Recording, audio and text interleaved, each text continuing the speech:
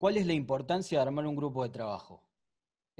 Vamos a hacerlo breve para la gente que vio la clínica que estuvo el viernes.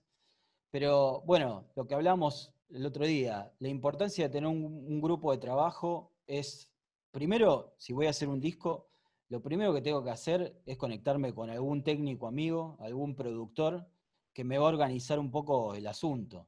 Creo que el otro día no hablábamos de esto, Seba, pero me parece muy interesante, que a veces las bandas no saben cuánto tiempo nos va a llevar a hacer un disco, o cuánto cuesta también hacer un disco. Claro, por eso lo que planteábamos el otro día era, antes de empezar con toda la organización de lo que significa un disco, primero asesorarse cómo es, de qué se trata, cómo se hace, cómo no se hace, qué cosas suelen pasar. Entonces, esa información, obviamente, uno cuando recién empieza, lo digo porque a mí me pasó también, y a todos nos ha pasado que alguna vez grabamos por primera vez y fue todo un descubrimiento, eh, es darse la posibilidad de hablar con gente. Normalmente hoy los dueños de estudios o técnicos o quien sea no te van a cobrar por tomar unos mates o tener una charla telefónica y asesorarte un poco. Entonces, hoy que con las redes sociales todos podemos acceder a casi todo el mundo, ¿sí? O sea, cualquiera desde su casa puede mandarle un mensaje a determinado estudio de grabación o a determinado técnico que tenga en sus redes o quien sea, y puede tener una entrevista telefónica o bueno, en persona en el caso de que se pueda, y asesorarse, y eso mismo hacerlo con otro estudio más o con otro técnico más, hacerlo con dos o tres lugares, si es posible, ¿no?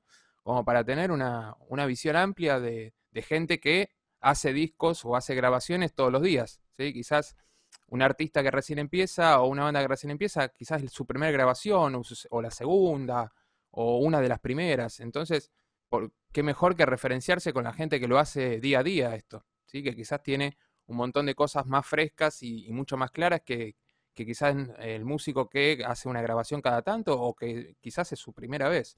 Entonces, un poco es eso, bajar a tierra y averiguar, más que nada eso, averiguar, asesorarse, preguntar cómo es, de qué manera se hace, etcétera. Pero asesorarse en todo lo que se pueda, no mandarse sin averiguar previamente. Entonces, eso va a hacer que ahorren plata, que tengan mejores resultados, que la pasen mejor, que ahorren tiempo. Este, van a hacer un montón de cosas. Leo un mensajito rápido que dice acá Janina. En mi experiencia, la mayoría de las bandas pretenden grabar como van en los ensayos y cuando le pones los palos en fila, bueno, está bien, totalmente. Bueno, me ha pasado eso también de que la banda se separe una vez de que tiene una reunión conmigo o con quien sea, pero a mí me pasó, una vez me pasó, que empezamos a A mí me laburar pasó y, adentro del estudio, me pasó, grabando el disco. bueno, eso es peor. Que se den cuenta que todas las cosas, todo lo que estamos hablando en la clínica de producción, no lo habían hecho y en el medio del disco dicen, ah, bueno, pero al final no estábamos para grabar y esto y el otro, y yo no cantaba tan bien, y no afinaba y esto y el otro, se terminaron separando en el medio del disco. Eso es muy importante, me parece lo que dice Seba, qué sé yo, los Rolling Stones, no sé cuántos discos tienen en su haber, pero de 50 años de venir tocando deben tener 40 discos, 50 discos. Creo que tienen 25 discos y algunas reediciones, así que están haciendo a razón de 2 discos por año, más o menos. Un técnico hace 6, 10 discos por año, entonces la experiencia que puede tener un técnico dentro del estudio, cómo moverse, tiene mucho más experiencia. Entonces está bueno preguntarle a algún técnico amigo, bueno, ¿cuánto me va a salir? ¿Dónde me conviene grabarlo? ¿A quién podemos llamar para que me afine la batería y que las cosas se hagan mucho más rápido? El tema del Drum Doctor, ¿sí? Porque la verdad, como hablamos el otro día, a veces el técnico está en su rol, tiene sus propios problemas con el conexionado, con estar atento a otras cosas, y por ahí el Drum Doctor me facilita, no sé, algún armónico de la batería, algún sonido que no puedo llegar, el Drum Doctor me lo va a facilitar y lo voy a poder hacer mucho más rápido. Y obviamente eso se traslada a dinero, ¿no? Porque se está ahorrando la plata a la banda. A veces la comparación dice, la banda vos le explicás, y bueno, tenemos que contratar un drum doctor. Pero la plata que me sale el drum doctor, la verdad que yo no la tengo, esto y el otro. Y después nos pasamos más horas editando, nunca llegamos al sonido final, que queríamos, la banda no queda conforme y la Sí. verdad que lo terminamos pagando en ese ahorro que estábamos haciendo. Sí, editando y mezclando las dos cosas, ¿no? O sea, en dos Claro, procesos, se te estiran dos procesos que al final después te termina saliendo más caro y un poco de lo que dice Jona que apunta ahí en el chat, o el proceso puede ser tan frustrante que se den por vencidos. También eso, ¿no? Que el proceso, por no averiguar, por no planificar un poco antes, después el proceso de grabación sea un caos, se queden sin plata, o la pasen mal grabando, o les cueste mucho grabar, o que pasen por un montón de situaciones que los terminen frustrando. Entonces eso que dice Jona también es muy importante, evitar de que pase eso y que también que sea una buena época, ¿no? Que sea un buen momento ir al estudio. Porque también se trata de eso, todos los que se meten en esta historia es porque quieren hacer música y lo hacen primero que nada por gusto. Normalmente nadie los obliga, nadie los manda. Probablemente en muchos casos son proyectos under, o sea, proyectos propios que ni siquiera hay un beneficio económico, o sea, entonces también que la pasen bien, ¿no? Entonces todo esto tiene que ver con eso. ¿Tá? Bueno, em, sigamos, yo, seguimos un yo poquito. Seguimos un poquito. ¿me escuchás, Seba? Sí, sí, perfecto. Ah, eh, yo que soy un poco de la vieja escuela, cuando había el demo y el disco, que estaba la separación un poco, muchas bandas que venían a grabar el disco al estudio y terminaban haciendo un demo, por ese motivo, porque veían que la cosa no funcionaba, que el sonido no funcionaba para el disco, y bueno, listo, saquemos un demo, esto es un demo, ¿viste? Ahora hoy en día el EP y el disco es lo mismo, digamos, tiene que sonar bien de las dos maneras. Sí, y ahí También es un poco... Sí, sí, dale. una cosita, sí, que ahí me la disparaste vos. También, no es por ser ni atacar a nadie ni nada por el estilo, pero sino también tener las cosas claras. A veces pasa también hoy en día que es tan fácil grabar y se hace a veces tan sencillo teniendo algunos elementos a mano, como una placa de audio y un par de micrófonos. Y yo veo muchas veces, lo veo en las redes, que suben material con el formato de disco o de P, y quizás el resultado de lo que se escucha tiene que ver más con un resultado o un nivel de demo, ¿sí? Me parece que también eso. Hoy hay mucha música en internet, hay muchas bandas difundiéndose en redes sociales, y si ya el primer material que tiramos a la cancha le ponemos el mote de disco o de P y después cuando lo escuchamos en realidad está más parecido a lo que es una grabación de un demo, ya es rara la sensación. Me parece que no empezamos con el pie derecho. Eso también, hay que ser un poco sinceros y asesorarse, justamente esto vuelve a lo mismo, asesorarse y saber bien lo que estamos haciendo. Si en realidad estamos trabajando con una calidad de disco, si estamos haciendo algo con calidad, digamos, profesional, o estamos haciendo algo de modo demo, que está bárbaro, pero que no deja de ser un demo. Y es difícil venderlo de otro lugar, ¿no? O decir que es algo que no es. ¿Tá? Eso también me parece que es importante. Sí, sí, muchas veces creo que volvemos a lo mismo. También, a veces por pijotear en algunos aspectos, terminamos haciendo lío en otra parte de la producción, como en la mezcla, como en el sonido final, eh, y, y, y sin duda terminamos perdiendo primero el hilo conductor de lo que queríamos hacer y aparte lo que estamos mostrando es lo que vos decís, un resultado que no funcionó. Y la verdad que el armado del grupo de trabajo, el técnico, el productor, el drum doctor, es muy importante en una grabación. No lo tomen como si fuera algo un extra o una plata extra que tienen que estar poniendo, sino es al contrario, van a estar ahorrando en el producto final. Eso me parece muy, muy importante. Bueno, pasando a la segunda parte, ¿tenemos visión a futuro cómo vamos a difundir nuestro material? Eso es lo que hablamos el otro día, de un poco las bandas llegan al estudio, entran al estudio y no traen nadie que filme, nadie que saque fotos. Quizás si alguien pudiera filmar un videíto o algo, la banda ya estaría proyectando, cuando salga el disco, ya podrían tener un video de difusión o lo que sea. Y la verdad que me pasa todo el tiempo que viene la banda a grabar y no saca ni una foto, saca una foto para Instagram y después cuando quieren lanzar el disco no tienen fotos, no tienen video, no tienen nada. También empezar a pensar en cómo lo voy a difundir, porque lo que hablábamos el otro día, a mí me ha pasado, hoy en día no se estila tanto, pero cuando se sacaba el formato físico de CD, muchas bandas no tenían la plata para replicarlo. Entonces quedaba en la nada y pasaban 2, 3 años esperando que salga ese disco porque la banda no tenía plata. Bueno, acá hay que pensar a futuro y ver cómo lo vamos a difundir, si le vamos a pagar a un agente de prensa, si vamos a tener material de videos, de fotos, etcétera, como para empezar a hacer un poco de ruido. Porque la verdad que quede cajoneado el disco es bastante. No sirve de nada. Sí. En realidad, un poco lo que decías vos, Seba, el otro día. ¿Cómo hago para que me escuchen a mí y no escuchen otra banda eh, que esté sonando también? Y Sí, un poco es esto, ruido en las redes y. cito un caso rapidito para seguir avanzando, ya que estamos a modo de repaso.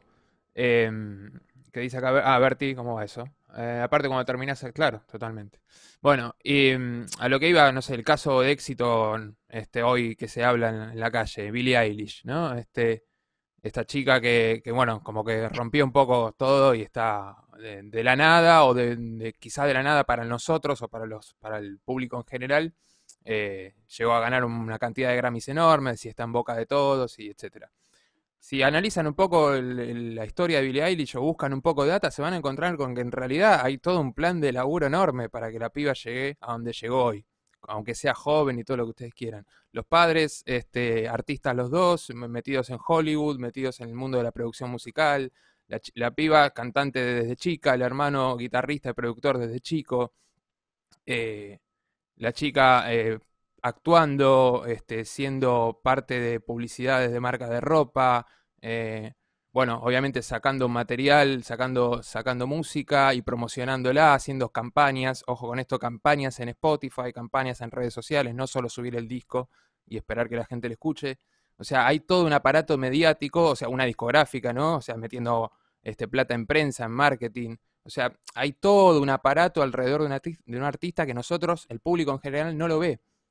No lo ve quizás a primera vista, ¿no? Pero se percibe porque, bueno, pues de algún lado nos llega toda esa info de ese artista.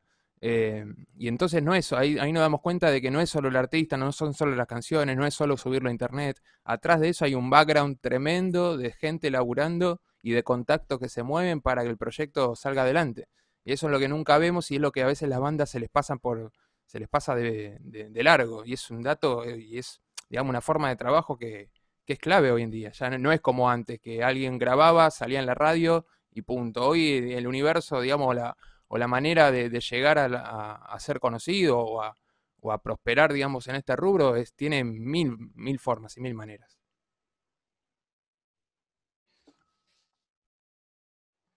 Bueno, seguimos entonces. ¿Querés acotar algo más, Diego, o pasamos al otro punto, ya que estamos No, no, repasando? pasemos al otro. Sí, Dale. sí, pasemos al otro punto. Bueno, como esto a modo de repaso, lo vamos haciendo un poquito más rápido. ¿Sí? Después, punto número 4, trabajar con el baterista en los ensayos para lograr su propia mezcla. Falta Bueno, uno, el perdón, el de metrónomo. perdón, el punto número 3, ¿cuáles son los beneficios del uso de metrónomo? Ahí va. Cuantización y todo eso. Bueno, hablamos un poquito de lo que es el metrónomo o el clic, como le gusta decir a algunos, la claqueta, como le dicen los españoles. Nada, piénsenlo como una sincronización, ¿sí? Un reloj que hace que uno como músico pueda tener un control más fino de su tiempo, ¿sí?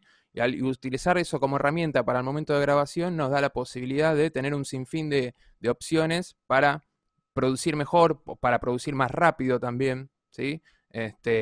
Habíamos hablado que hay ciertos estilos donde quizás el metrónomo no se utiliza tanto al momento de grabar, ¿sí? De manera de estudio para cualquier músico en su casa, pero no quizás a la hora de ensamblar, de tocar, de que toque la banda toda junta, como es el jazz, el tango, que ahí se aprovecha, digamos, la variación del tempo como un recurso musical. Pero saliendo de eso y yendo a la música más pop o rock o bueno, trap, o hoy como estamos escuchando los géneros urbanos, reggaetón, etcétera, van a ver que utilizar el clic y saber utilizar el clic en función de cuando uno graba a un instrumentista es importantísimo porque nos permite no solo tener herramientas para corregir la performance del músico en el caso de que sea necesario, sino también para utilizarlo de manera creativa, ¿sí? Ya sea, no sé, sumando programaciones que uno haga desde la compu, con sintetizadores, con aparatos virtuales, etcétera. es mucho más fácil sincronizar toda esa info con un músico que toca un tempo rígido, parejo y estable todo el tiempo, que todo lo contrario, ¿sí? De tratar de sincronizar algo que viene programado de manera mecánica contra algo que está tocado por un ser humano de manera variable, ¿sí? Entonces ahí entramos en un lío bárbaro. El hecho de utilizar el clic al momento de grabar nos permite eso, ¿no? Tener una facilidad al momento de la sincro. Diego, no sé si querés comentar algo más. No, no, me parece que está bien lo que decís. También me parece que ahí perdemos un montón de tiempo y de plata. Cuando la banda viene sin ensayar con metrónomo, muchas veces sabes que empezamos a grabar el bajo y no entra con la batería y con la guitarra y todo se empieza a complicar cada vez más y eso es una pérdida de tiempo en el estudio y son horas que está pagando el músico y en realidad, bueno, no nos sirve a nadie.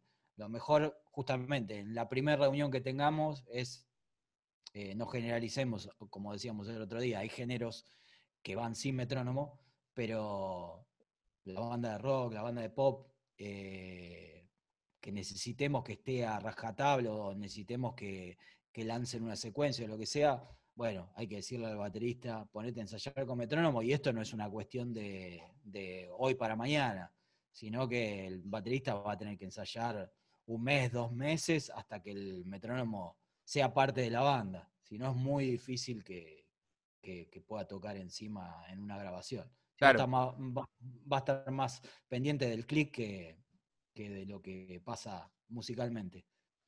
este, Bueno, ¿seguimos? sí, Bien. Bueno, otro punto, trabajar con el baterista en los ensayos para lograr su propia mezcla relacionada al tempo, a la pegada, al blending. Bueno, son todas, digamos, características que a veces solemos, eh, digamos, analizar de cuando grabamos un baterista o un percusionista. Ya que en algunos casos, por ejemplo, la batería nos pasa normalmente que la grabamos con varios micrófonos, ¿sí? No solo micrófonos cercanos, sino lejanos, o sea que tenemos micrófonos que nos dan el detalle de algún instrumento y micrófonos que nos dan la imagen general de la batería, ¿sí? El kit completo, como si fuese un solo instrumento, donde con un micrófono o dos micrófonos escuchamos toda la batería, ¿sí? Entonces ahí, digamos, no tenemos control, digamos, en los micrófonos generales de ambiente, no tenemos control individual de los cascos o de las partes de la batería. Escuchamos el todo, ¿sí? Como si fuésemos una persona que está viendo a su amigo batero tocar a los 2, 3 metros. Entonces, ¿qué pasa?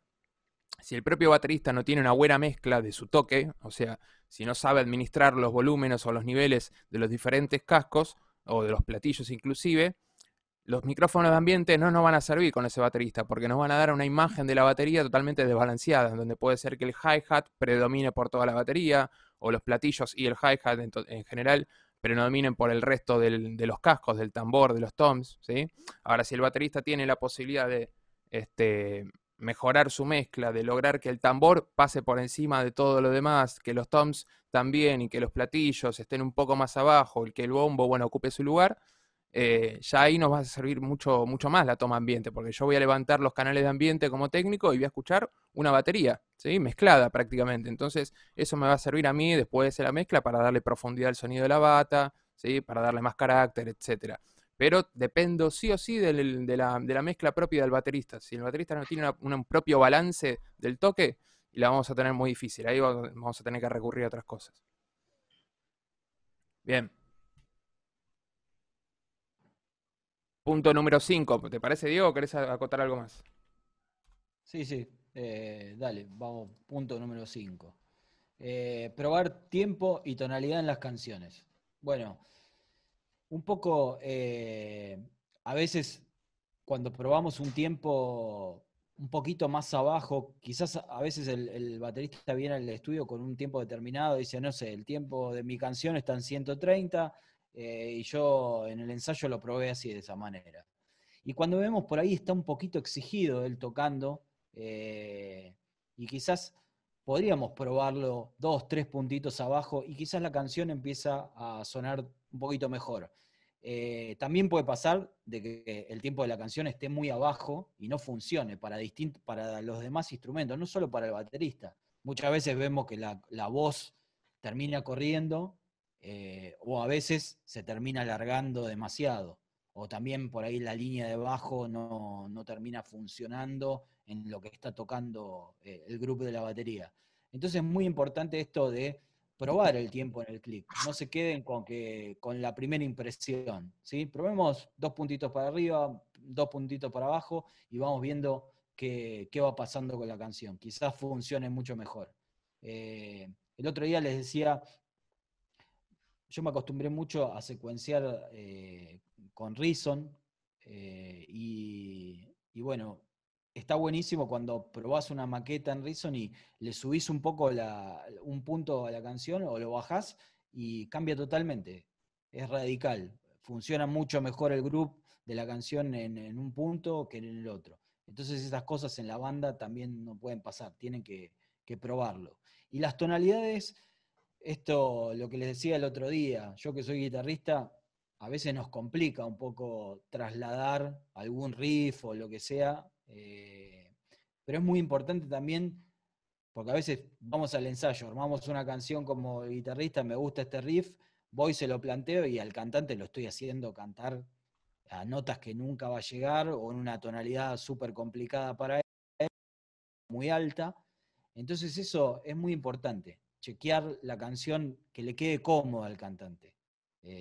También acuérdense que esto es un trabajo en equipo, como hablamos de la importancia de un grupo de trabajo en una banda, es un equipo. Y la verdad que si no funciona la voz en la canción, porque el tipo va a estar gritando y no va a llegar a las notas, o le va a quedar súper abajo y no va a funcionar, y nunca va a tener impacto la canción, me parece muy interesante que por ahí habría que cambiarla de tonalidad. Eso hay que probarlo. A veces se complica, vuelvo a decirle, con los riffs, con ciertas cosas que funcionan en una tonalidad y que nos quedan cómodas, pero bueno, hay que chequearlo y ver problemas de tiempo y tema de tonalidad. Después lo que hablamos era definir la estructura de la canción. ¿Qué es básicamente la estructura de la canción? Introducción, estrofa, estribillo, puente.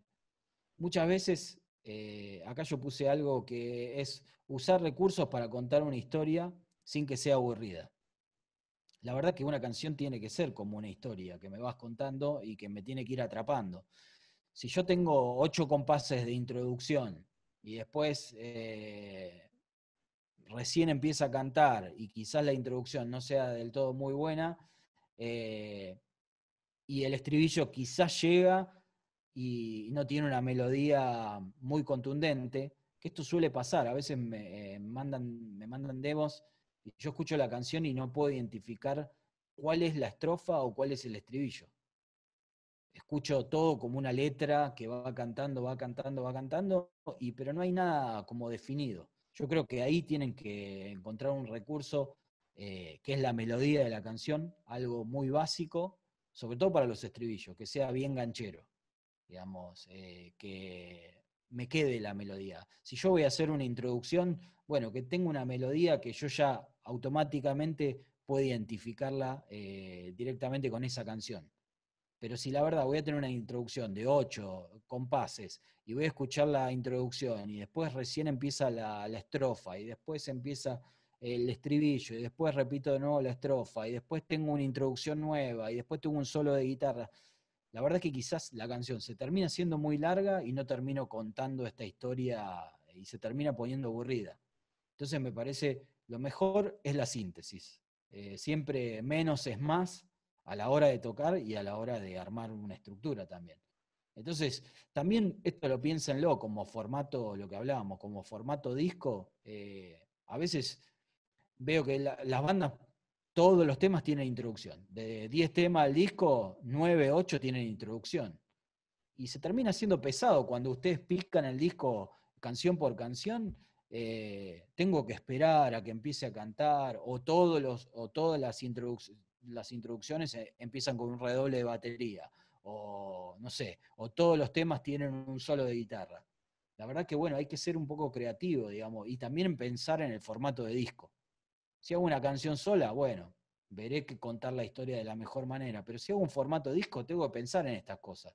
Tengo que pensar de que no siempre entre con el rulo de batería, no siempre tenga una introducción muy larga, no todos los temas tengan solo de guitarra, armar la estructura lo más fácil posible para que la gente no la confunda, tener un estribillo ganchero y que la melodía sea súper cantable, ¿sí? Entonces eso me parece lo más importante al definir estructuras. Bueno, después... Después dice, usar referencias para no perder el rumbo. Esto hablábamos un poco de cuando nos entrevistamos con una banda, le pedimos un sonido específico. Decimos, bueno, ¿cómo te gustaría que suene tu banda? Esto no quiere decir que nosotros agarremos un disco porque me guste, no sé, Foo Fighter, y agarra el disco de Foo Fighter y diga, bueno, mi banda tiene que sonar y voy a copiar a Foo Fighter en todo lo que haga. Pero sí voy a tener un sonido. Yo a veces cuando me entrevisto con la banda y le pido al baterista, pasame un disco, cómo te gusta que suene la batería, me termina trayendo 10 discos y me termina diciendo, este disco me gusta el bombo, este el tambor, este el tom, este el overhead. Y la verdad que es un conjunto. La batería es un todo. Y si suena de esa manera en un disco el bombo, es porque se complementará con el bajo o se complementará con la instrumentación que tenga esa canción. Entonces, a veces es muy fácil perderse en el rumbo y con respecto al sonido. A veces, lo que decía Seba, cuando tengo que, que grabar una batería, y yo, no sé, me traen un disco de referencia que la batería fue grabada en un tinglado, en un espacio muy grande, y tengo mucha reverb. Bueno, y si yo elegí un estudio que es 3x3, las medidas del estudio, es muy difícil lograr ese sonido, no lo voy a llegar nunca a ese sonido. Y quizás muchas veces lo que hablábamos el otro día es que entre medio, por ahí la banda me dice, no, yo quiero que suene como un tinglado, vamos al estudio, un estudio gigantesco para que suene como un tinglado, y en el medio del rumbo del disco, cuando estamos en la mezcla, le dicen el ingeniero, no, pero ¿sabes qué? Yo quiero que la batería termine sonando más sequita, porque ahora estoy escuchando tal banda y me gusta más el sonido de este disco que del otro, y ya está, ahí damos una vuelta que no hay vuelta atrás. Estábamos enfocando para un lado y ahora estamos mirando para el otro lado. Entonces eso es muy difícil. Por ahí está bueno tener algo en claro. Aparte, piensen también en el tiempo que quizás nos lleva a armar un disco. Desde que empezamos a ensayar, desde que nos metemos al estudio, desde que se mezcla, desde que sale. Quizás pasaron meses, quizás pasaron años, ¿sí? Y vamos perdiendo un poco la referencia. También los gustos nos van cambiando. Entonces me parece que está bueno tener como una referencia clara, como para también mostrarle al ingeniero lo que queremos hacer, al productor, y ir para ese rumbo. Después, si funciona o no, eso lo veremos con la repercusión del disco, pero bueno, por lo menos teníamos una situación bien clara, digamos. ¿Querés acotar algo más, Seba, de Sí, esto? es que todos creo que partimos de las referencias. Es clave, me parece que todo lo que de alguna manera intervenimos, digamos, en la creación de la música, quizás de mi lado más del técnico que graba y que mezcla, pero yo también a la hora de mezclar también tengo referencias, o sea, escucho canciones y me refiero a ver cómo mezclaron los graves, cómo está el bajo contra el bombo, a ver cómo están las guitarras contra las voces, cuánta cantidad de agudos hay, qué lleva los agudos en la mezcla. O sea, la referencia es un punto clave, me parece, para marcar el rumbo y para también nosotros tener una idea de un camino a seguir, ¿sí? Que después, bueno, cuando lleguemos al final nos daremos cuenta si elegimos el camino correcto o no, si elegimos la referencia correcta o no, o será algo que nos vaya cambiando la cabeza a lo largo del tiempo, a lo largo que también vaya evolucionando nuestra cabeza como escuchas o nuestro oído, porque yo no escucho de la misma manera que escuchaba hace 10 años y probablemente dentro de otros 10 años escuche distinto lo que escucho hoy, porque bueno, uno va aprendiendo y va educando la oreja. Pero creo que la referencia tanto como para el músico, como para el técnico de grabación o el productor que esté involucrado en el proyecto es clave, no solo desde la estructura de la canción, de cómo trabaja la estructura determinados artistas que son similares o que son los que te influencian a vos al crear música, qué instrumentación utilizan, qué tipos de audios utilizan, cómo mezclan sus canciones, quién las mezcla, de qué manera, bueno, eso ya se lo dejamos para el técnico, ¿no? Pero digamos que nosotros como creadores de música, al escuchar un disco, no solo tenemos que sentarnos a escuchar el disco como lo escuchábamos siempre, relajados, y disfrutándolo, que eso está bárbaro, hay que tratar de no perderlo eso. Pero tenemos que escucharlo de un lado mucho más analítico y empezar a desarmarlo y a tratar de entender cómo funciona, cómo se creó ese disco, para poder nosotros aprender de esa info y aplicarlo a nuestros proyectos. Creo que un poco es eso, es sacarse todo lo que uno piensa, de lo que uno supone que sabe, y tratar de entender qué es lo que hizo el artista en conjunto a todo su equipo, ¿no? Y desmenuzarlo, y a partir de eso le van a caer un montón de fichas que la van a poder aplicar a sus proyectos. Creo que es eso, me parece lo más importante de las referencias. Eh, Acá voy a hacer una salvedad que decía Maxi en el chat. Yo creo que primero hay que preguntarles si quieren recibir alguna sugerencia a los temas, si quieren cambiar algún tema. La verdad que acá, Maxi, hablamos del primer punto, armar un grupo de trabajo, que todos tiremos para el mismo lado. Si vos vas a poner un productor pues, trabajando con la banda, obviamente tienen que confiar la banda en ese productor. Lo que decía el otro día en la clínica el viernes, no hace falta que el productor sea ajeno a la banda, puede ser una persona directamente, el guitarrista, el bajista, el que la tenga más clara con los arreglos musicales, que pueda organizar un poco el asunto. Acá yo veo que a veces hay como una mala palabra sobre el productor. Es como que la banda, acá tenemos que sacar los egos de lado, como que la banda, el productor, yo no voy a permitir que me digan qué tengo que hacer o qué tengo que cambiar o qué tengo que arreglar. La verdad que en una orquesta hay un director musical, siempre. En el caso de todas las bandas de sesión, vean la banda, no sé, de las sesiones más grandes, Luis Miguel, Diego Torres, qué sé yo, artistas, Ricky Martin, Alejandro Sanz, hay un director musical. Por lo general, si lo buscan, hay un director musical. No se encarga el cantante de estar en todo. Entonces, me parece muy interesante que, obviamente, a la hora de armar este grupo de trabajo, confíen en la persona que estén trabajando y que les pueda sumar a su trabajo.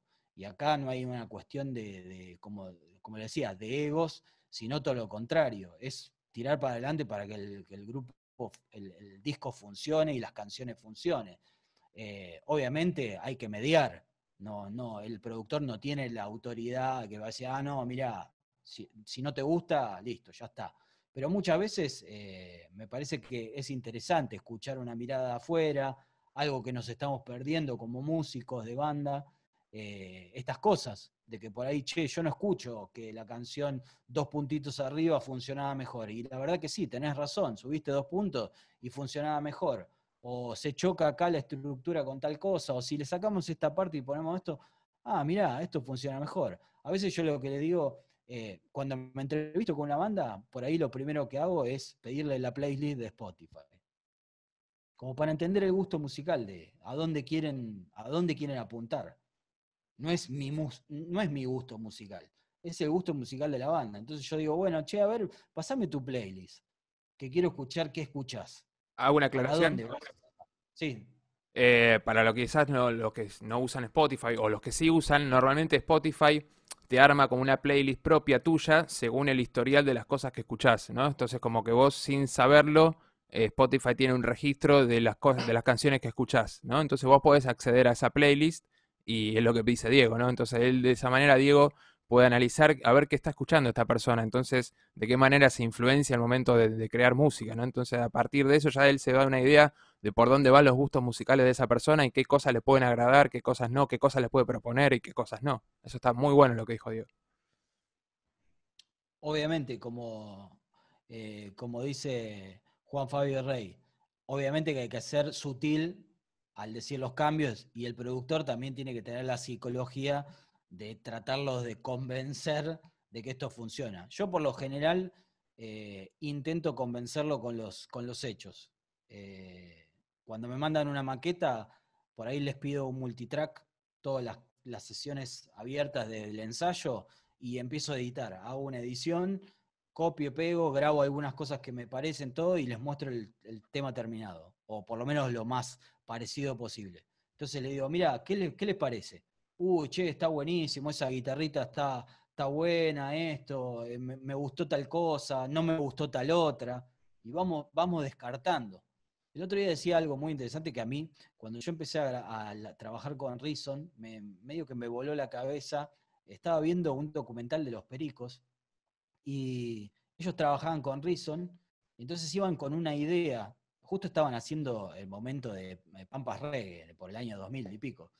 Y cada uno llevaban una idea y cada uno iba secuenciando, se llevaban el archivo y iban secuenciando en su casa. El percusionista, imagínense que los Pericos, no sé, son 14, 15 monos, iban a tener 15 maquetas de un mismo tema.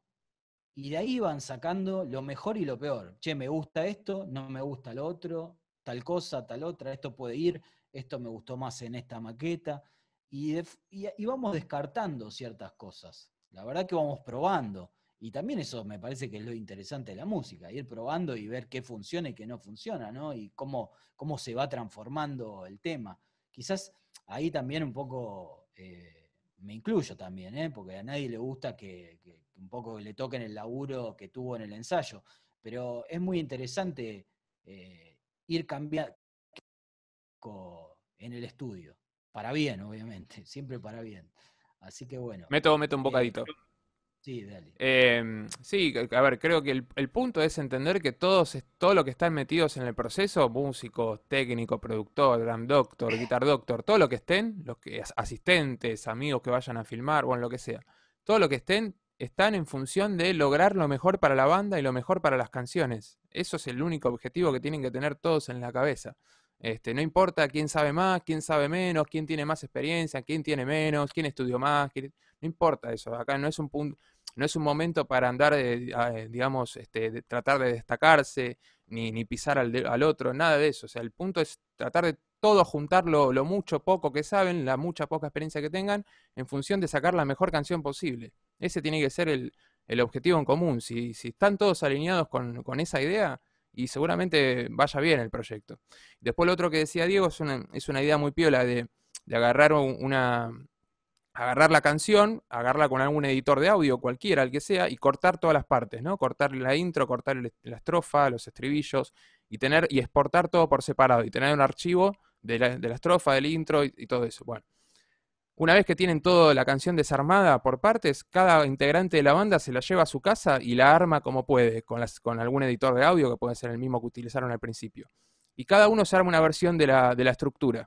Y a partir de ahí van a ver que salen cosas muy copadas, porque van a encontrar en algunos puntos quizás que coinciden mucho y van a decir, bueno, evidentemente todos escuchamos lo mismo, y en otros no, que se va a generar el debate. Y ese debate está bárbaro, porque están todos opinando y tratando de aportar en función de encontrar la mejor estructura para la canción y contar la historia de la mejor manera. Así que esa idea de cortar todas las partes y que cada uno arme la suya y después juntarlas y analizar qué pasó, me parece un ejercicio bárbaro. Bueno, Bueno, ¿quieren seguimos. ¿quieren hacer alguna pregunta sobre esto o avanzamos? Ah, me parece que está claro, ¿no? Sí, Bien, dale, perfecto. sigamos. Bueno, hago un paréntesis. Eh, hay una idea, ¿sí?, de una tercer parte de esta clínica, que después al final de la clínica, háganme acordar que se los diga, que es un poco lo que estamos hablando, de tratar de producir una canción entre todos. Así que bueno, después lo hablemos. Lo Quédense dejo ahí, atentos. lo dejo picando, ¿sí? Me parece que esto va a durar, van a haber tantas reediciones de este workshop como días de cuarentena que restan, así que Bueno, seguimos, Eva. dale, dale. Vamos, pasamos de hoja. Esa, Sí, se me fue. pasemos. Ahí está. Bueno, hacemos un repasito de esto, Diego, ¿querés? Más que nada de las figuras rítmicas y de cómo se componen. Sí, para estar, para los que no estuvieron la clase anterior, eh, acá tenemos, bueno, las figuras rítmicas, ¿no? Redondas, blancas, negras, corcheas, semicorcheas. ¿sí? Son divisiones rítmicas, ¿sí? Un compás puede tener una redonda, 2 blancas, 4 negras, 8 corcheas, 16 semicorcheas. No me voy a meter tanto en esto, ¿sí? Acá hacemos una analogía con la grilla de Pro Tools, las divisiones. Bar, ¿sí? Un compás dividido a la mitad, un compás dividido 4 veces, 8 veces, 16 veces, 32 veces y 64 veces. Hago un ¿Sí? paréntesis ahí. Vieron que dicen las últimas dos divisiones, dice uno en 32, uno en 64. Ahí se refiere a las fusas y a las semifusas. Sí, que en el gráfico de arriba no está, lo aclaro por las dudas. Ah, claro.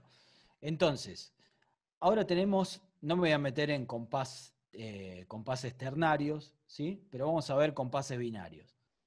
Compás 2 cuartos quiere decir que entran 2 negras por compás 3 cuartos que entran 3 negras por compás 4 cuartos que entran 4 negras por compás.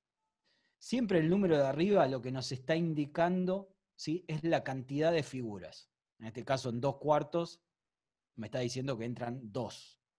¿Sí? ¿Y qué figura es? La figura que representa el número 4 serían las 4 divisiones de las negras.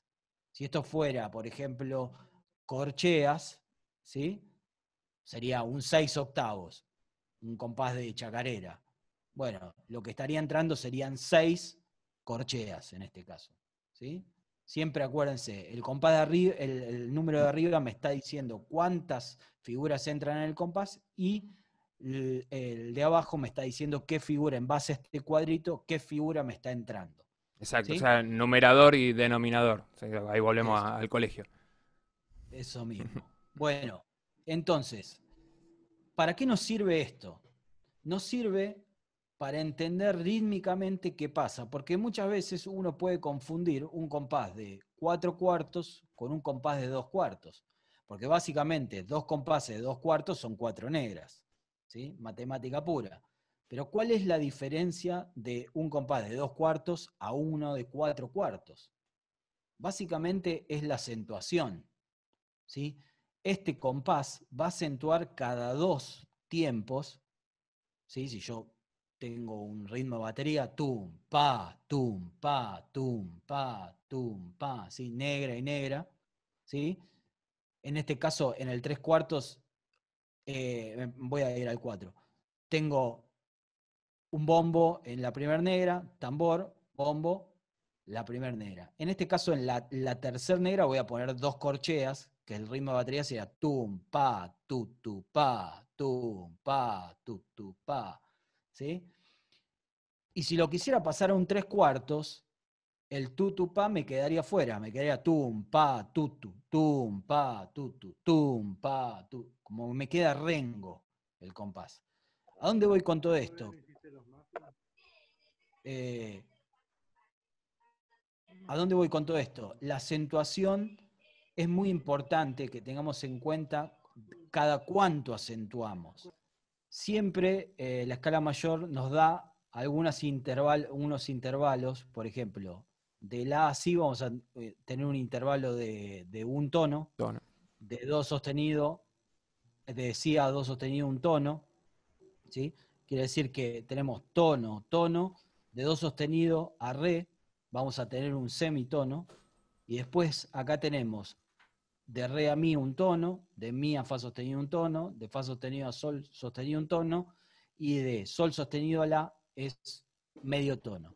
La escala mayor se compone por tono, tono, semitono, tono, tono, tono, semitono. Quiere decir que al final tiene 3 tonos y un semitono.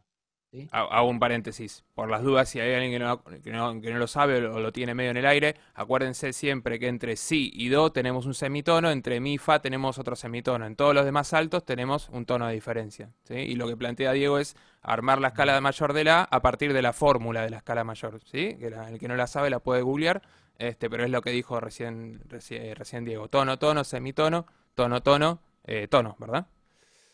Claro, sí, Bien, sí. Tengo tono, tono, semitono y después 3 y tonos tres y tonos, un ahí va. semitono. Sí.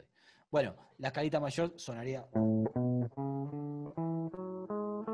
Esa sería la escala mayor.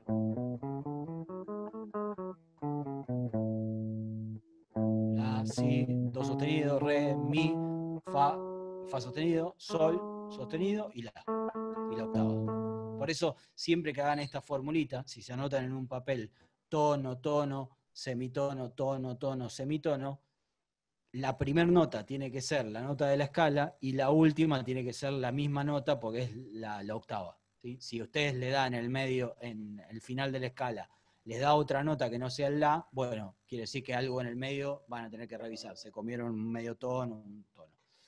Bueno, ¿a dónde voy con todo esto? Esta escala arma los siguientes acordes. La, si menor, do sostenido menor, re, mi, acá me equivoqué, puse séptima, fa menor, sol sostenido disminuido y la. ¿Sí?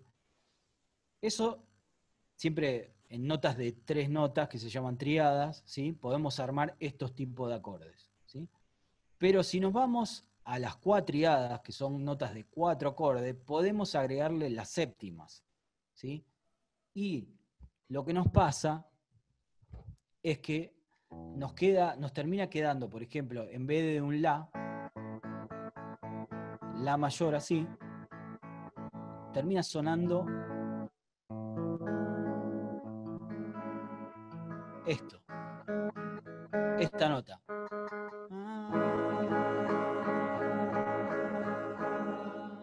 Esto es un recurso muy interesante cuando tengan acordes, una canción que tiene acordes naturales mayor o menor, ¿sí? De agregarle las séptimas. Suplantar, por ejemplo, el la, listo, lo suplanto por el la max 7. El si, lo suplanto por el si menor 7. El do sostenido, lo mismo. El re max 7. Y ustedes, creo que lo dije la clase pasada, pero puede pasar de los que tengan banda de rock, me van a decir, no, pero estos acordes suenan, no sé, o muy pop, o muy jazzeros, o muy, no los podría poner en el estilo que yo hago. Sin embargo, hay canciones, ¿sí? Por ejemplo, no sé, Everlong de Foo Fighter, la pared de guitarras es con quintas, todo, y después la armonía que se está armando es esto.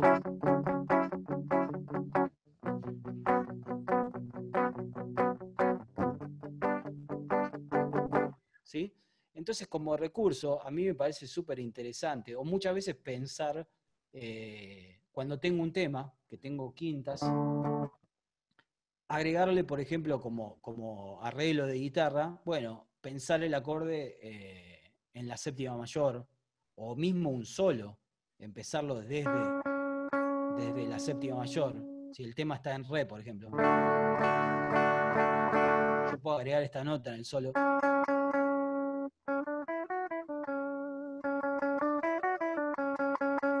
Y en mi cabeza queda eso sonando.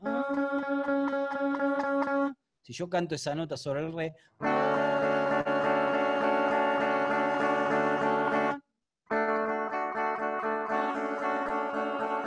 lo que estoy haciendo es extender la armonía con otro instrumento. De tener una armonía básica por ahí, que el guitarrista que está haciendo la base toca re mayor, pero yo agrego esta nota, pensando que es la séptima mayor quizás. ¿Sí? Entonces ya el acorde me genera eso. Lo mismo pasa para los cantantes. Armar una canción a partir de, bueno, el acorde es re de la canción, pero yo puedo empezar a cantar en la séptima mayor. Entonces lo que me empieza a pasar es que este acorde natural empieza a sonar. ¿Sí? Amor de primavera, de Spinetta. Allá a lo lejos. Él empieza a cantar en la séptima mayor. Sobre un acorde mayor, pero empieza a cantar sobre la séptima. ¿Sí? Eso, bueno, muy típico de Spinetta o de mucha gente. Pero lo que hay que tomarlo esto es como un buen recurso de producción. Yo creo que, y acá sí me parece que funciona, cuando viene la banda, te entrevistás con la banda, y a mí me encanta pedirle que lo toquen con la guitarra el tema. no, pero mirá, porque el riff o esto o el otro, no, pará, tocalo con la guitarra solo y cantámelo. Y ahí lo que yo hago es agarrar un papel, como lo que están viendo, pongo esas barras de compases, identifico el compás que estoy usando y empiezo a armonizar. Digo, bueno, a ver, si vos traes un La, yo te podría poner un La séptima mayor. Si pongo un Si, bueno, yo le podría poner un séptima menor. Y voy probando, a ver qué me gusta. No hace falta reemplazar todos los acordes, pero quizás en algún acorde me puede generar algo lindo, una situación agradable, o quizás también puedo pensar de que el solo del guitarrista o la melodía del cantante empiece en una nota que no está tocada por la armonía de la base. Acá muchos por ahí quizás componen con quintas, con esta situación.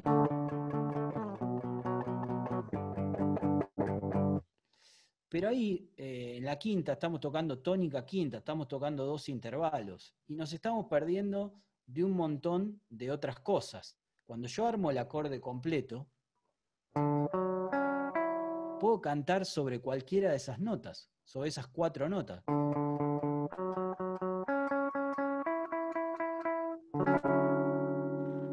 Después, obviamente, el acorde siempre que uno lo toca, cuando es mayor, termina cantando o la tónica, porque es lo que lo determina bien el acorde y es como primero suena al oído, ¿sí? O la tercera o la quinta quizás, ¿sí? Pero cuando ya tengo 4 notas, con la séptima mayor o la séptima menor,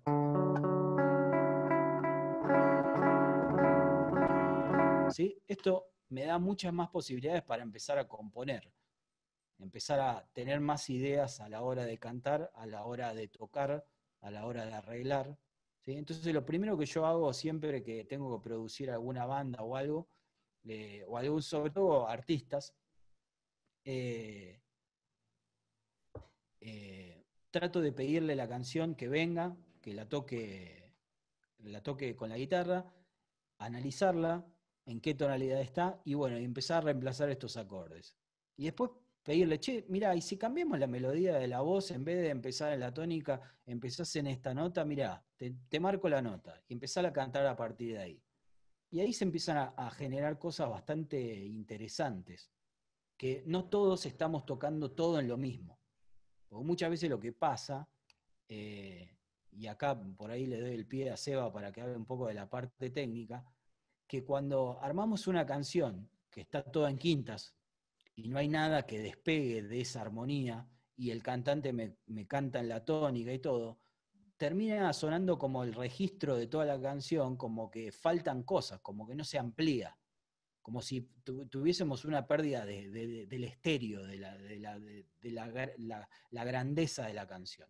Y a veces cuando tenemos una viola que está haciendo de fondo, quizás tocando un arreglito, qué sé yo, ¿qué es esto? Básicamente lo que hace Foo Fighters, y para mí fue una de las bandas rockeras que empezó a implementar estos tipos de arreglos, donde tenía una quinta, ponía esto debajo.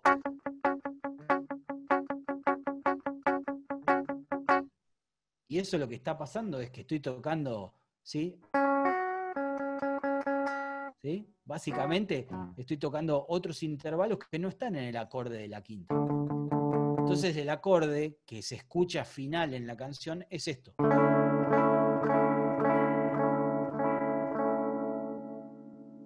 No sé si te pasa, Seba, ahí cuando mezclas y eso. A mí por lo menos me pasa como técnico, Sí, de que totalmente. cuando la canción está mejor armada y hay cosas que están más a armonía, funcionan mejor que cuando está todo pegado. Sí, y no solo en estudio, sino que en vivo también. Hago un pequeño paréntesis que hay una pregunta que puede valer la pena. Preguntan si esto tiene algo que ver con el círculo de quintas. Sí, sí, los acordes se arman Claro, de esa manera. claro, es un método, una manera, ¿no? Sí, Sí, sí, sí. totalmente. Todo tiene que ver con esto. Bueno, y ahora sí, refiriéndome a lo que decías vos, Sí, obvio, porque, a ver, yo a veces lo trato de hacer como una analogía, ¿no? Y irme a otro rubro, pero es como decirte, bueno, un equipo de fútbol, ¿no? Que tenemos arqueros, defensores, mediocampistas y atacantes. Si yo al atacante lo pongo de defensor, me va a faltar algo arriba, ¿no? Y viceversa. O sea que yo pienso la música y pienso en los instrumentos como si fuese una cancha y dónde va ubicado cada uno en función de que el conjunto funcione. Entonces, si tenemos, no sé, una guitarra que toca encima de un piano y los dos están ocupando la misma posición del registro, eso va a ser un problema de mezcla, porque entre ambos están parados en la misma zona de la cancha. Eso va a pasar de que cuando yo suba la guitarra tapo el piano y cuando subo el piano tapo la guitarra. Y no me va a pasar solo en el estudio cuando los grabe. Si lo estoy operando en vivo, estoy haciendo sonido en vivo, me va a pasar lo mismo. O sea que veamos que todo el asunto de la mezcla y del audio parte de la composición. Si tenemos los jugadores bien repartidos adentro de la cancha, después la mezcla es prácticamente, si bien hay una tarea de mezcla importante, la parte más básica de la mezcla, que es que cada instrumento se ubique, se arma solo, porque ya está planteado desde el principio. Sí, a mí me pasó un montón de veces eso, de lo que le digo, que justamente lo expresó súper bien Seba, eh, de tener dos jugadores en el mismo lugar, en la misma cancha, de que los dos guitarristas vienen y tocan la misma base, exactamente igual. Entonces, ¿para qué necesito dos guitarras haciendo lo mismo? Si en definitiva va a venir un guitarrista y me va a decir, che, mi guitarra no se escucha, y el otro va a venir y me va a decir, che, mi guitarra no se escucha. Y de paso genero desfasaje, porque los dos guitarristas no tienen exactamente el mismo toque. Entonces, por ahí lo que está bueno es, che, repartemos las tareas. Si yo estoy tocando esto, bueno, vos toca esto.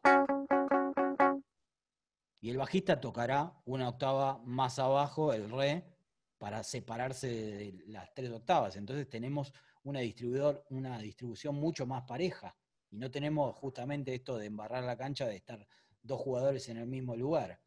Mismo típica problema piano tocando piano y guitarra juntos. Tocan en la misma tonalidad, en la misma octava. Entonces, eso es muy complicado. A menos que el pianista use un sonido totalmente distinto al guitarrista, que se pueda más o menos defender, pero si la verdad tocamos exactamente lo mismo, los dos juntos, con un sonido de piano y de guitarra, es muy difícil lograrlo.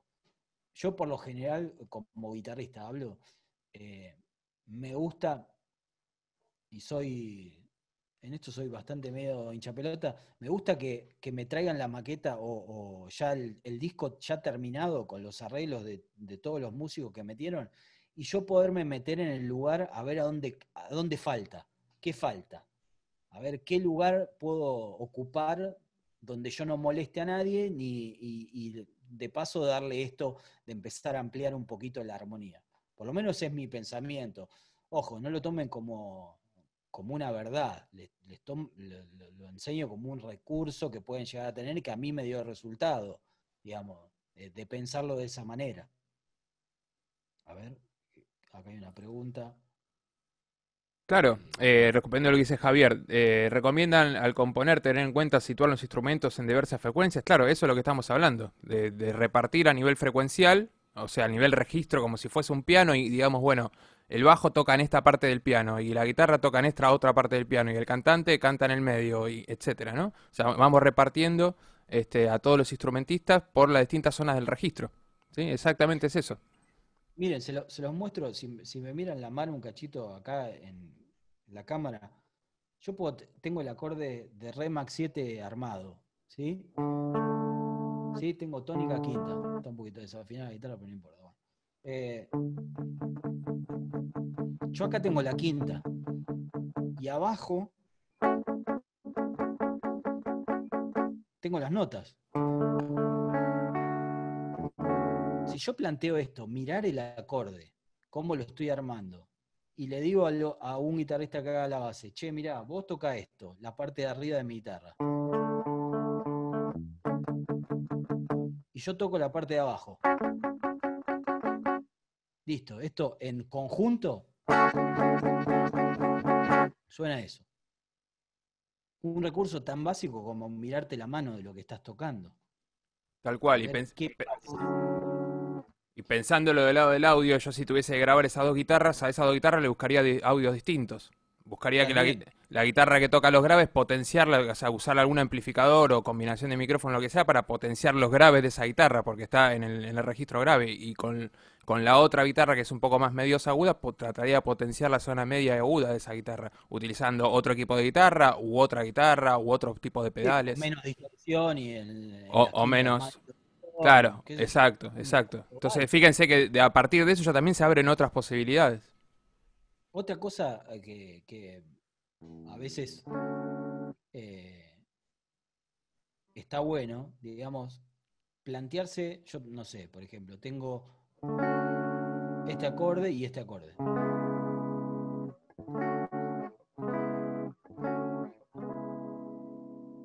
Muchas veces uno, como instrumentista, sobre todo como guitarrista, ¿sí? No voy a generalizar porque si hay un pianista me va a mandar a la mierda y tiene razón, porque ellos estudian en serio, ¿no? Como los guitarristas, pero eh, muchas veces lo que pasa es que los guitarristas estamos acostumbrados a tocar por posición, ¿sí? Nos estudiamos la pentatónica, ¿sí? La escala pentatónica,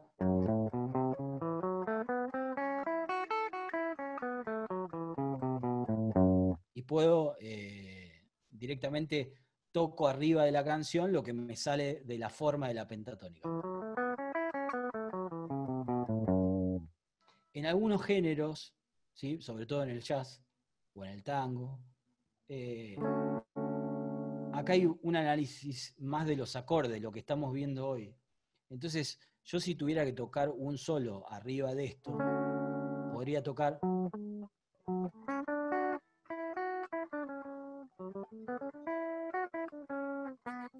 perdón,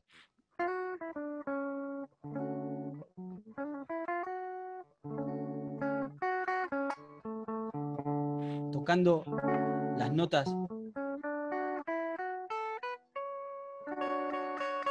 puedo estar tocando sobre el acorde.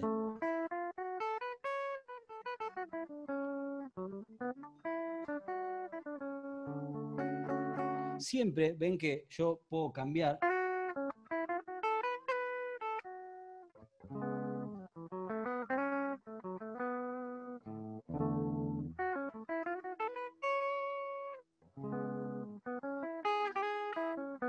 Siempre se nota,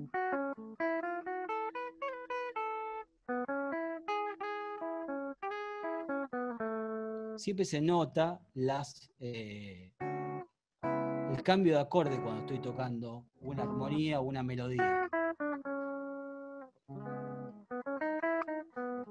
Estoy pensando siempre sobre los acordes que voy tocando. ¿Sí? No voy tocando una escala sobre al azar mecánicamente, sino pienso esto que les venía diciendo como recurso. Bueno,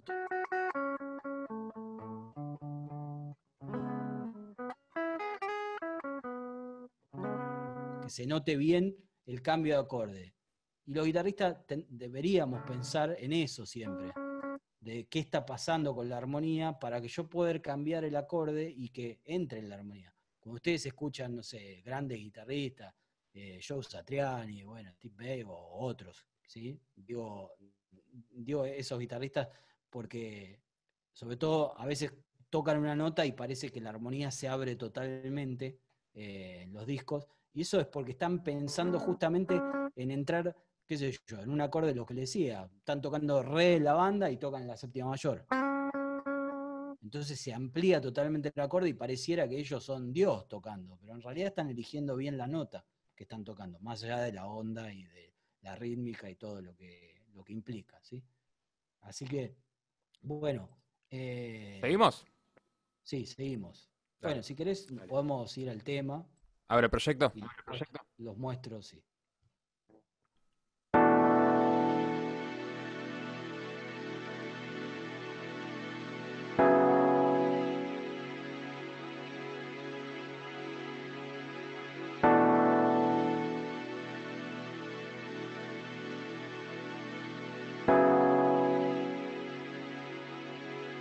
Bueno, puedes cortar ahí si querés.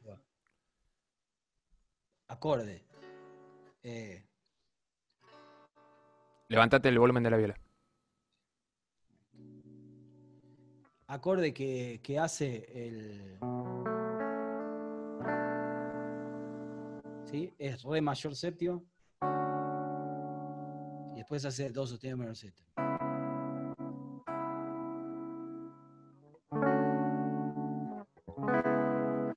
Esos son los dos acordes de la canción, básicamente. ¿Sí? Vamos a abrir el piano y el bajo. Seba. Dale. Perdón. Piano, Rhodes y bajo o saco el rock. No, el piano, perdón, el piano no.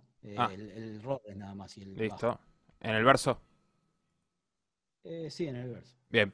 Bueno, entonces vamos a escuchar el piano que escuchamos recién y el bajo. Obviamente, al ser un bajo, en este caso un bajo de reggae bien profundo, con muchos graves, estaría bueno que para escucharlo bien, inevitablemente van a necesitar algún parlantito que reproduzca graves. Si están con el parlante de la compu o de la notebook, probablemente el bajo les cueste escuchar un poco, ¿sí? Por las dudas. ¿Tá?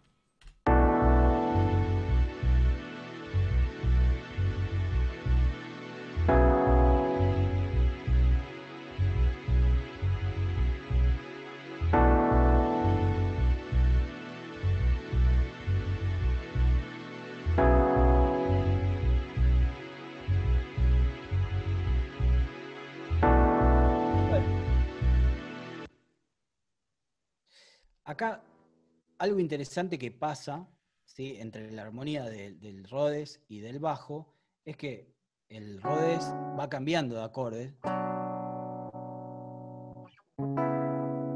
Va cambiando, ¿ven? Y después cambia el otro. Y el bajo se mantiene todo el tiempo en la misma nota.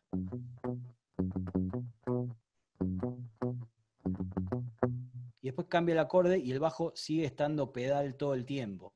¿Sí? Acá el bajo lo que está haciendo, la primera parte del tema es, en esa parte de la estrofa, está haciendo un si menor 7 y después do sostenido séptimo.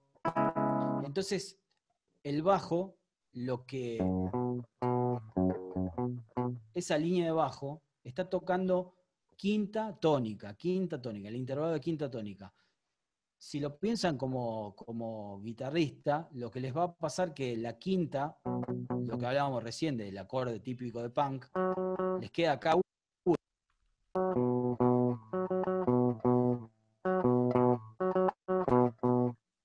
Y en realidad, lo que está bueno del bajo es que atacó desde la quinta más grave. Entonces me queda distinto. ¿Ven?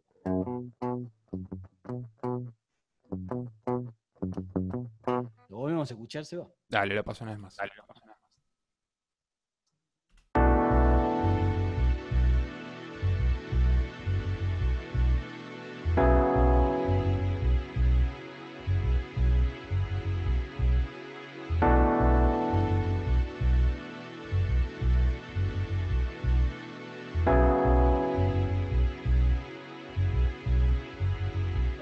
Bueno, vamos a la parte del estribo. Vamos al estribo. ¿Lo pongo? Sí.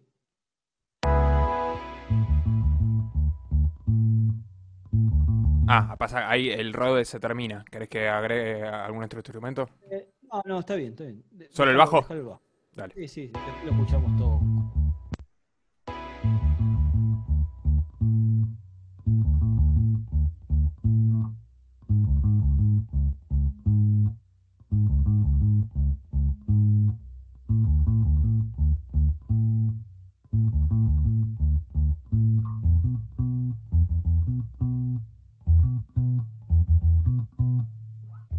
Bueno, acá les cuento un poco. La armonía de la estrofa es si menor y do sostenido menor.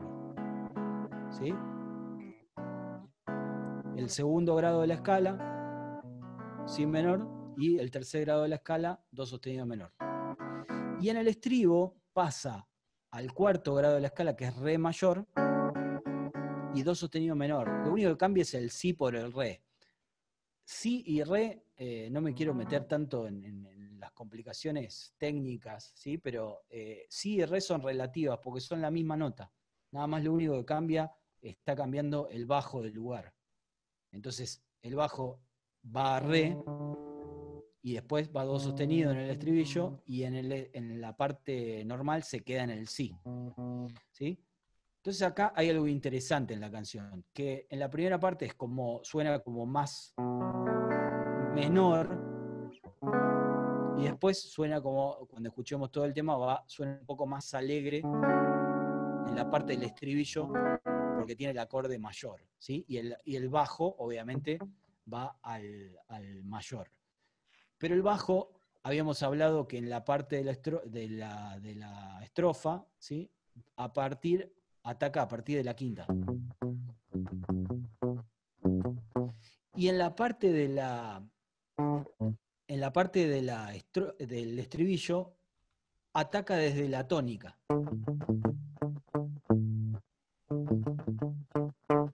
Hace tónica, quinta, tónica, quinta. El dibujito es el mismo casi, nada más que la rítmica cambia.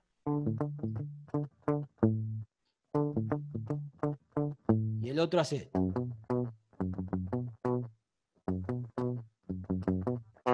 ¿Sí? Entonces lo que me estaría cambiando el bajo, en la primera parte hace intervalo quinta tónica y en la parte de la estrofa tónica quinta. ¿Sí? Eso es lo que estaría cambiando y la rítmica. Pero básicamente el tema es un loop. ¿Sí? Bueno, Seba, si Sí, querés podés poner... si querés, bueno, pongamos un poquito el tema entero. dale. ¿Sí? Mostrarle el feel nada más. El feel ese ¿Qué es? primero. Ok, hay un feel acá. Hay un Ahí feel está. electrónico que este tema en realidad lo secuenciamos todo con un amigo que se había quedado sin banda y empezamos a armar el disco y lo habíamos armado todo electrónico. Después de muchos años el proyecto cambió y llamamos músicos, pero lo que teníamos de bueno era que teníamos todas las maquetas electrónicas para darle a los músicos y ya habíamos probado esto del bajo, de los sonidos y todo. Entonces los músicos solamente se fueron sacando las partes y fueron tocando.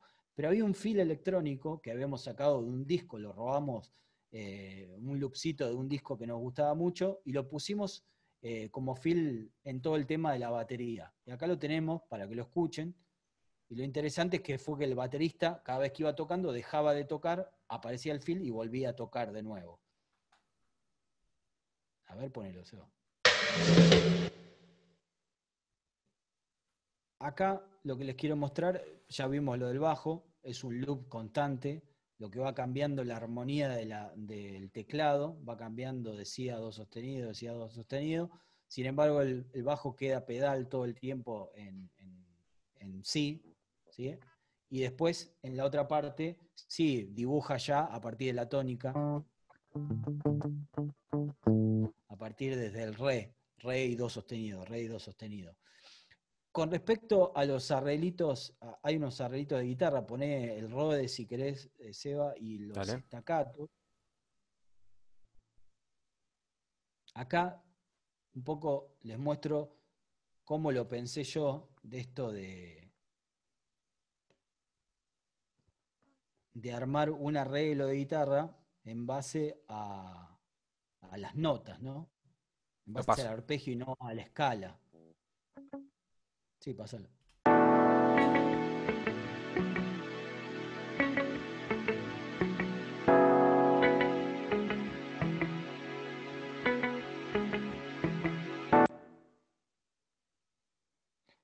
Ese arreglito es el acorde.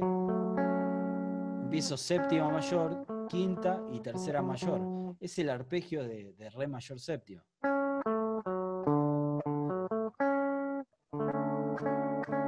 Entonces lo que pensé es como armar un staccato y después cambiar al otro acorde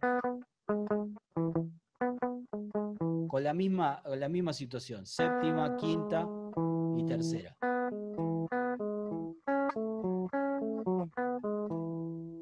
¿Sí? Esto, hay un tema de Led Zeppelin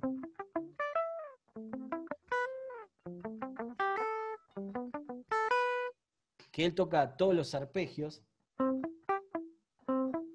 Este es el arpegio de Do, el arpegio de La menor, Fa. Entonces, no porque lo robé de ese tema, ¿sí? Pero a mí me empezaron a surgir cuando yo empecé a estudiar guitarra, cómo hacían los guitarristas para armar arreglos dentro de una banda y no tocar solamente la base.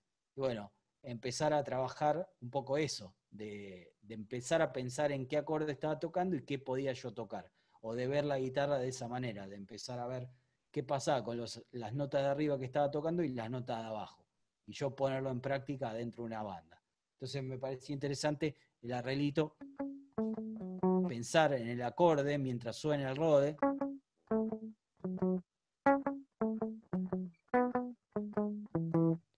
Y en el estribillo hace algo muy parecido, pero ya con el arpegio de re mayor.